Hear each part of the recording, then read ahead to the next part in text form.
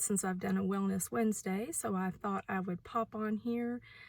I'm obviously red in the face and sweaty because I just finished my first run in a long time. I would have to look and see when the last time I actually did any running.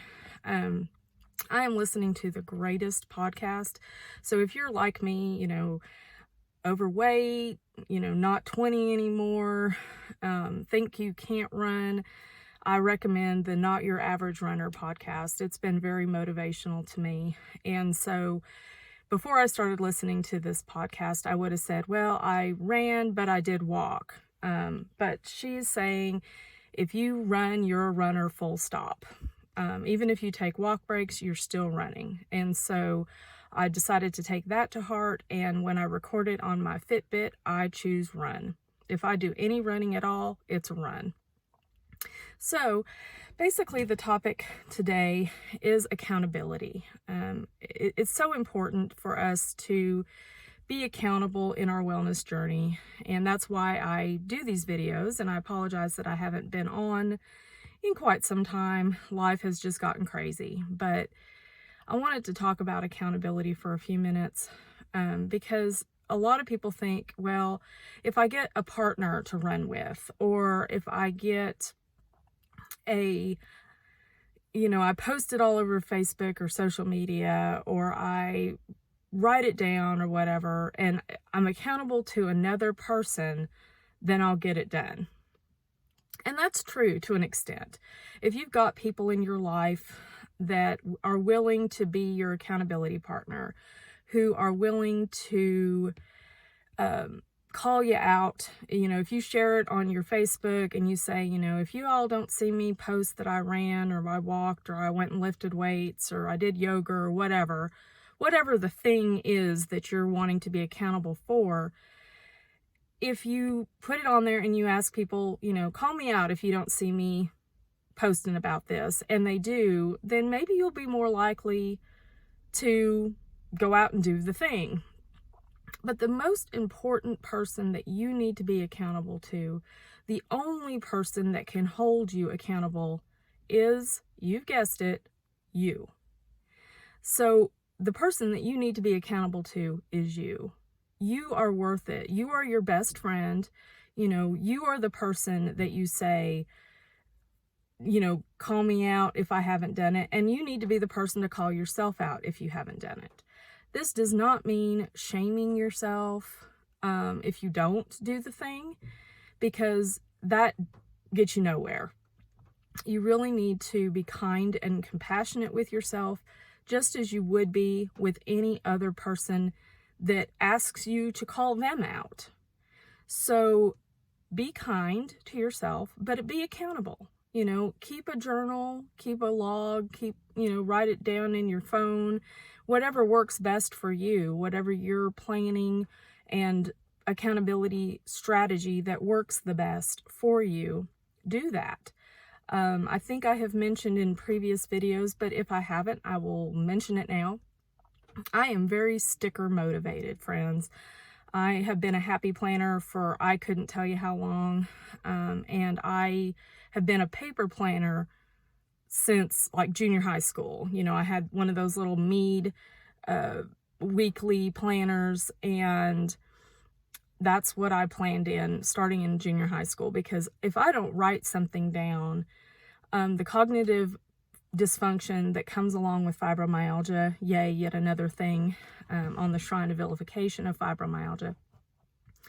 But the cognitive impairment that comes along with that means that if I do not write something down, you might as well have never told me the thing. If I don't put down that I have a meeting on Tuesday at 6 o'clock, I might forget that I have that meeting, especially if I haven't repeated it enough to get it into my long-term memory. But that is a completely different topic for a completely different day. Maybe we will do a video on some ways to cope and adapt for fibro and other invisible illnesses. But basically, get yourself whatever is going to work for you. If you're an adult, you probably already know by now Whether you're a breakfast person, I am not. Whether or not you are a paper planner or a digital planner, I do a little bit of both. My Google Calendar for work, I keep it that way because that way my administrative assistant can see where I am if she needs to. So I do a little bit of both, but I also do a planner that I can slather with stickers. So that's how I remain accountable to myself. I say, if I do this thing, whatever it is, 5,000 steps, walk 30 minutes, do yoga, stretch, whatever, I get a sticker. And I blame my daddy for this because he created a chore chart when I was in elementary school that hung in the kitchen. And I'm like sweating like a pig, friends. That hung in the kitchen. And it had my chores for the week, what I was supposed to do.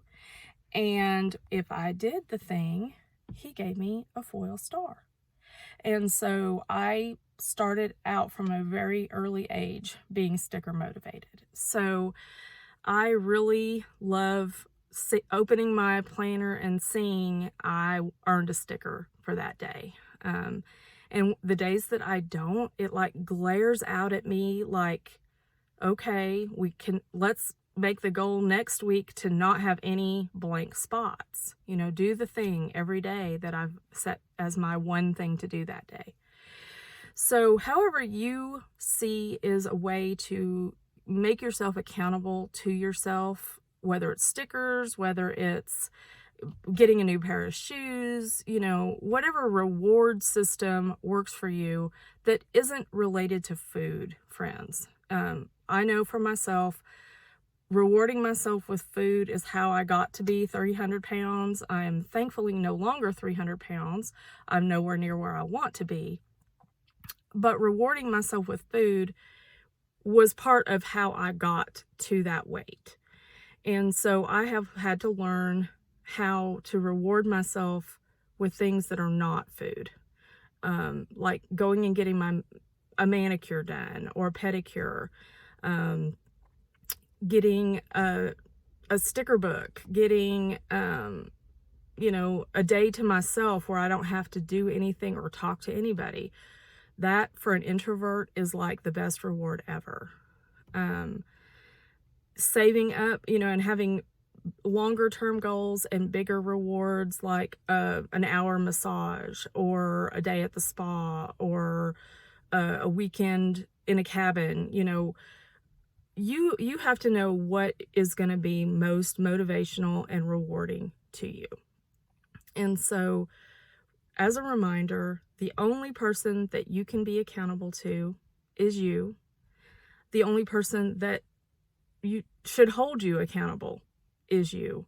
It's great to have accountability partners where you're helping each other hold yourselves accountable, where you're their cheerleader, they're your cheerleader. I have several friends that are very much my cheerleaders, and when I post, even that I walked for 10 minutes, woohoo, you did a great job. There's a great cartoon that I've seen floating around on Facebook that's a bunch of animals standing at a finish line, and the turtle crosses the finish line and they're like, oh, congratulations, hour 15 minutes is your best time yet. And the race is only about 30 feet long. It's not about the length of the race. It's not about the intensity of the activity. It's not about comparing yourself to anyone else. One of my favorite mantras that I heard most regularly from Heather Kell of Kell of a Plan. If you're a paper planner, check out her channel. It's amazeballs. But one of her oft repeated quotes is, comparison is the thief of joy. And that is so, so true, friends. When I go and I do a race, I know I am not going to win. I am a slow runner, and I probably always will be. And that's okay for me. I'm not in it to win it. When I compete, I'm competing against myself. I'm showing myself that I got to the start line, which, believe it or not, is the hardest part of any race, is getting yourself to that start line. Then getting across the finish line. Did you finish it? Is it a 1 mile race and you finished it? Congratulations. You hit me up in the comments and I will celebrate for you.